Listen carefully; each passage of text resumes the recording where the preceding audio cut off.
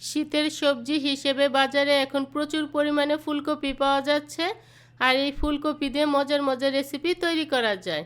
আজকে আমি তেমনই ফুলকপি দিয়ে মজার একটি রেসিপি শেয়ার করছি। হ্যালো ফ্রেন্ডস, স্বপ্নাস খানাপিনা নতুন আরেকটি রেসিপিতে সবাইকে স্বাগতম। ফুলকপি দিয়ে রেসিপিটি তৈরি করার জন্য এখানে আমি মাঝারি সাইজের একটি ফুলকপি ভালো করে ধুয়ে নিয়েছি। এবার গ্রেটার দিয়ে এটাকে আমি গ্রেট করে নিচ্ছি।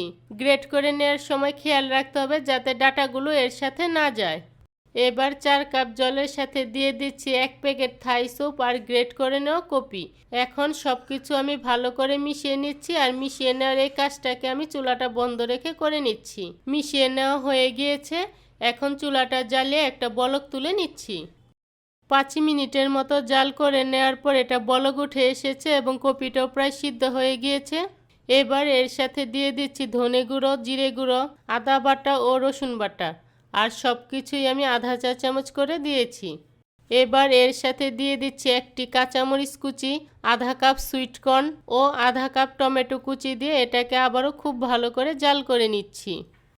প্রায় 5 মিনিটের মতো জাল করে নেওয়ার পর স্যুপটা আমার প্রায় তৈরি হয়ে এসেছে। এবার এর সাথে দিয়ে দিচ্ছি স্বাদমতো লবণ, 2 টেবিল চামচ টমেটো সস, আধা চা চামচ সাদা গোলমরিচের গুঁড়ো ও আগে থেকে ফেটিয়ে রাখা একটি ডিম দিয়ে খুব ভালো করে মিশিয়ে নিচ্ছি। ডিমটা দিয়ে প্রায় 3 মিনিটের মতো জাল করে নেওয়ার পর এবার এর মধ্যে দিয়ে দিচ্ছি সামান্য পরিমাণ ধনেপাতা কুচি আর 2 টেবিল চামচ লেবুর রস, ভালো করে মিশিয়ে নামিয়ে নিচ্ছি। ব্যাস তৈরি হয়ে গিয়েছে শীতের সবজি ফুলকপি দিয়ে মজাদার এই স্যুপটি। আজকের এই সহজভাবে তৈরি স্যুপের রেসিপিটি যদি ভালো লেগে থাকে তাহলে আমার চ্যানেলটিকে সাবস্ক্রাইব করে পাশে থাকা বেল আইকনে প্রেস করতে ভুলবেন না। এতে করে আমি যে নতুন নতুন রেসিপি আপলোড করব সবার আগে নোটিফিকেশন আপনি পেয়ে যাবেন।